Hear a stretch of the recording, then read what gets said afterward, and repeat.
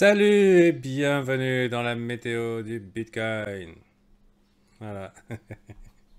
Et non, ça n'a pas bougé, Benoît. Ça n'a pas bougé. Alors, bienvenue à vous. Bon, on s'attendait un petit peu à cette absence, un petit peu de volatilité. Bien sûr, les alts en ont profité. Tant mieux pour les traders d'alt. Pour ceux qui attendent le Bitcoin à 1 million, c'est sûr, c'était pas extraordinaire hier. Et on va regarder un petit peu ce que nous dit le graphique.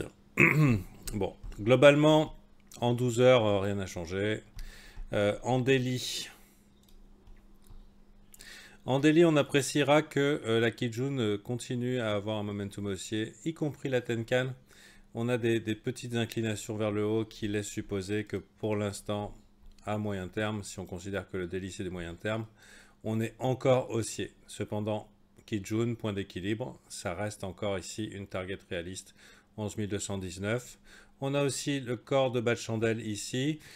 Pour l'instant, il y a une forme d'indécision vis-à-vis du marché. D'accord.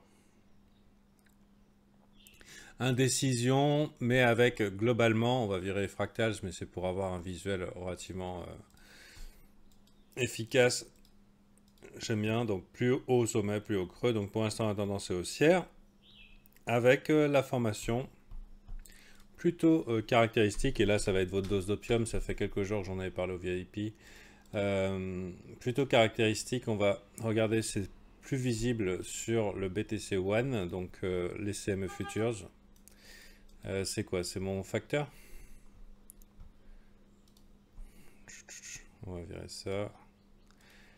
Donc, un broadening wedge, donc globalement un mégaphone, c'est assez casse-gueule à trade. Mais c'est le setup préféré de Jesse Livermore, qui appelle ça comment? On va ouvrir l'image dans un nouvel onglet. Donc, speculative charts. Voilà, donc en fait, c'est un cylindre d'accumulation avec une bouche élargissante. Donc, c'est intéressant. Et c'est l'opium que vous aviez besoin pour la journée, donc c'est plutôt positif. À noter quand même que c'est pour l'instant un pattern qui n'est visible qu'en 4 heures. Donc, faut pas, on n'a pas cette figure comme on a pu déjà l'avoir sur le Bitcoin à d'autres occasions, sur des moments point long terme, et plus long terme. Mais bon, disons que un petit tag ici juste pour faire peur un bon coup n'exclurait pas une clôture vers le haut et pourquoi pas quelque chose un petit peu plus haussier. Bon, cependant, ce mouvement a été fortement lié au fait que, bon, déjà, les gens étaient grosses couilles, donc il fallait un petit peu nettoyer sur le Bitcoin.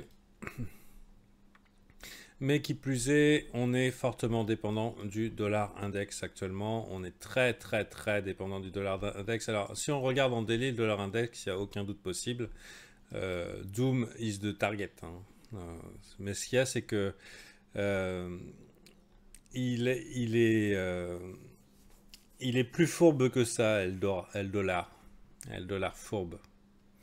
On a pu remarquer que depuis environ une semaine, même les petits micro-mouvements en 15 minutes sur le dollar avaient un impact sur le Bitcoin, mais pas seulement le Bitcoin, mais aussi fortement sur les métaux. Donc vous reconnaîtrez un petit peu ce sell-off, petite consolidation, ce petit W qui ne veut pas se faire, et ici suspendu dans les airs, et qu'est-ce qu'on fait bordel? La même chose sur l'or, ce qui n'est pas le cas des index, hein. Gros sell-off, hop hop hop, le petit W, mais qu'est-ce qu'on fait bordel? Et on a d'un coup un Bitcoin qui nous fait bah, la même chose. Donc sell-off, hop hop hop hop hop hop hop, qu'est-ce qu'on fait bordel après le W? Donc tout ça pour vous dire, c'est que on a les yeux rivés un petit peu sur cette force du dollar. Et la bonne nouvelle pour nous qui sommes, j'espère que vous vous intéressez au Bitcoin pour ses possibilités long terme, comme protection, valeur refuge, ben, on se retrouve avec un Bitcoin qui, contrairement à mars 2017, ne se retrouve pas indexé, enfin ne se retrouve pas corrélé avec les assets à risque, mais avec les assets à value, les valeurs refuge, donc risk of asset. Donc très intéressant, surtout pour ce qu'on veut en faire, puisque si c'est considéré par les spéculateurs comme une valeur refuge, bon, ce qu'on pensait être le cas, mais SIA, c'est qu'il ne se comportait pas comme tel, il se comportait plus comme, comme un tech stock. Un tech stock, c'est une action technologique. Bon, il a un petit peu la fonction des deux. Mais cependant, s'il commence à être vu comme une valeur refuge, il a l'avantage par rapport à l'or d'être une valeur refuge spéculative. Spéculative, ça veut dire que son potentiel haussier est bien plus grand. Pourquoi? Parce que il n'y a qu'une très infime minorité de personnes qui savent ou qui pensent que c'est une valeur refuge pour le moment. Donc, alors que l'or, tout le monde le sait. Donc, ce qui lui laisse un petit peu de marge, et puis le graphique qui nous dit plein de bonnes choses. Maintenant, court terme. Bon, pendant qu'il fait rien, j'imagine qu'il faut regarder ailleurs. Hein. Bah, vous faites ça de votre côté, puisque ici, c'est la méthode du Bitcoin, hein, pas des shitcoins. Donc, si ça pop un petit peu partout et que vous voulez savoir un petit peu comment les trades, il y a une petite formation gratuite sur Core Trading Crypto qui vous explique ça depuis le mois de décembre. Normalement, vous auriez déjà peut-être doublé ou triplé votre capital si vous l'aviez suivi en détail. Créer un plan de trading crypto adapté aux débutants. Voilà, c'est gratos. Et c'est pour accumuler du Bitcoin à partir d'altcoin. Donc voilà. Donc ça, si vous voulez voir les alts. Ensuite, maintenant, qu'est-ce qui peut se passer ici? Donc on est particulièrement dépendant de ça. Alors le dollar, il pourrait... il y a des indices qui laissent penser que il y a des mecs qui sont en train de parier grosse couille, enfin genre qui ont des positions, disons, nucléaires, du côté long sur le dollar, dans les options Commitment of Traders. Donc ça indique qu'il y a probablement des initiés, des gens qui ont les moyens et qui envisagent au moins un short squeeze. Et je pense que l'hypersensibilité des marchés vis-à-vis du dollar est liée à ça, c'est qu'il y a pas mal de gens qui sont au courant de cette situation. Et tout le monde voudrait essayer d'anticiper ça, qui n'a pas fait plaisir à personne. Ça veut dire le surprise, motherfucker. Donc 1, 2, 3, 4, 5, 6, 7, 7. En une semaine, on a tout remonté. Et qui correspond à la crise globale qu'on a pu connaître de l'ordre du 13 mars, crise des liquidités, tout marché confondu. Ce qui explique, à mon avis, cette hypersensibilité vis-à-vis des mouvements. Alors, il y a des fois où c'est hypersensible et c'est clairement lui qui mène la danse, et puis des fois, il se calme et puis il ne fait rien. Maintenant, pour que ça soit vraiment bullish, il y a eu quand même perte d'un lot, réintégration, et là, on revient plus bas. La chose étant, c'est que effectivement, on pourrait se dire, bon, bah, on s'inquiète pas, plus bas sommet, plus bas creux. Ouais, mais si on nous fait quelque chose, on voit clairement qu'il y a quelqu'un qui va bien défendre ce niveau, on a réintégré. S'il retrouve de la force ici, il peut repartir. Bon, après, il a déjà essayé de repartir sans y être arrivé. À noter que cette semaine, il y a Jérôme Powell de la Fed qui a dit oui, prochain meeting, on va beaucoup parler Covid et notre économie en dépend. Donc on est tous un petit peu aglagla. Alors profitons tant que ça monte. Hein. Profitons tant que ça monte. Mais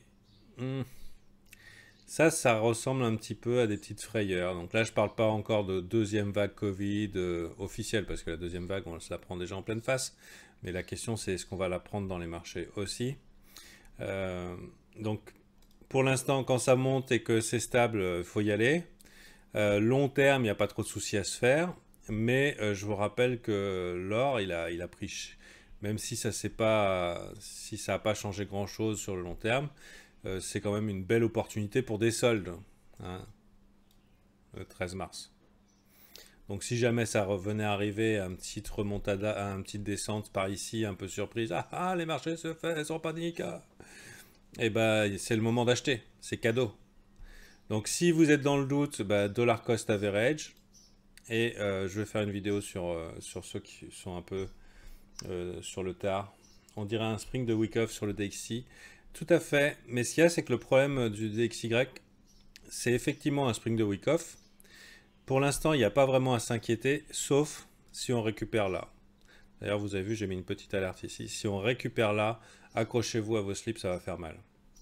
Parce qu'on a des divergences de momentum, double div, qui a été confirmé, enfin qui a été confirmé, oui, non, peut-être. Dans la journée, oui, confirmé. Double div avec Messias et qu'il nous manque maintenant une structure et un petit peu de jus.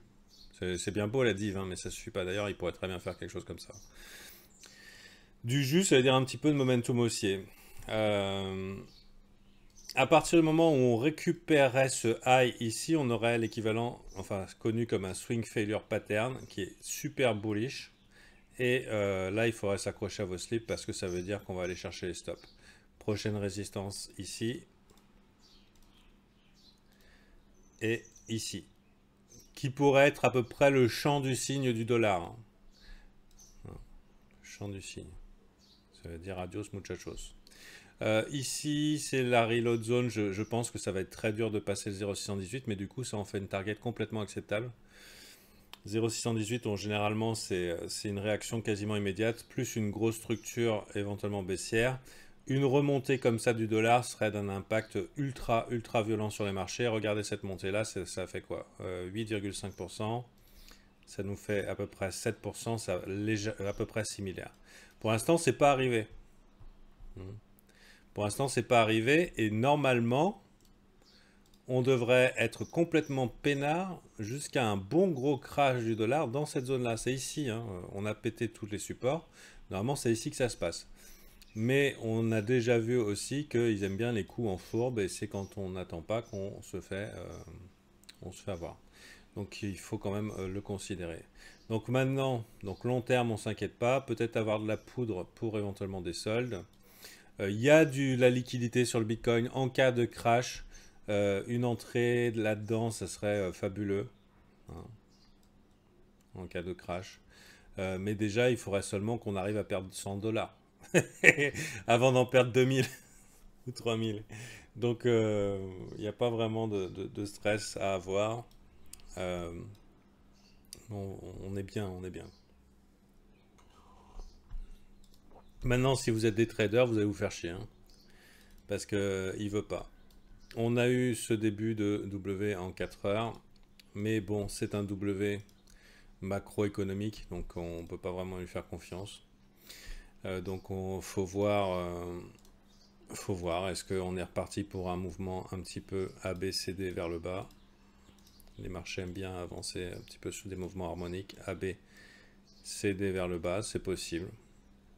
Pourquoi pas aller chercher les lots ici, faire flipper tout le monde. Petite entrée sympathique ici dans les 11 000. Personnellement, ça serait pour moi mon scénario préféré. Arriver, alors vous pouvez short, hein, pourquoi pas, ou vous pouvez long en espérant. Alors voilà, plusieurs plans pour vous mettre sous la dent. Soit 3. Une petite remontée ici ou plus, avec un stop là-dessous. Pourquoi pas? Et pourquoi pas envisager un plus haut creux, un plus haut sommet. Mais bon. Après tout, ce n'est qu'un V-top, on pourrait très bien le redéfoncer. C'est une des possibilités. La seconde et la suivante, c'est on fait l'inverse. On anticipe que tout le monde va faire ça et on rentre au niveau de leur stop. Et on se protège avec les mèches ici. Et du coup, le risque récompense est beaucoup plus avantageux. Disons, piégeons les noobs. Hein, les traders de trade évident. Et enfin, et ça c'est la possibilité, et sinon ça peut être idem, en pensant que pour l'instant, vu que les marchés hésitants on est en mode range, on pourrait rentrer comme ça par ici, en allant chercher en bas, ou alors dès maintenant par là, avec quelque chose comme ça, et puis aller chercher là. Donc à vous de voir. C'est pas optimal, hein. Personnellement, là, j'ai plutôt envie de rien faire. Mais bon, vu que le week-end risque d'être un peu funky comme d'habitude, il faut que je vous donne des pistes. L'idéal étant que de potentiellement repenser short ici, même si c'est un petit short, c'est-à-dire ça fait short mais ça veut pas descendre, ok je prends mon petit profit, je me casse, ou alors oui ça dégueule et j'ai le short du siècle, ou alors long plutôt par là ou par là, et puis si le rebond, si ça rebondit on sort si ça commence à faiblir, ou on tient le coup et on accompagne plus haut, ou on prend plusieurs TP. Donc il n'y a pas qu'une manière hein, de cuire le poulet, de skin de cat. C'est une traduction, une pauvre traduction de skin de cat. Vers 100, il y a 100 manières de skin de cat, mais moi je dis il y a 100 manières de cuire le poulet. Et la meilleure c'est la réunionnaise, c'est le curry poulet. Et toc. La meilleure c'est la mienne. Ok. Bon, c'était une météo du Bitcoin. C'est du jetable. Demain sera un autre jour. Peut-être qu'il y aura des événements dans la journée qui vont me faire changer de biais. Ça peut arriver plusieurs fois dans une journée. C'est pas gênant. Donc la devise, s'adapter ou mourir. Bah, nous on s'adapte. Bonne journée à vous.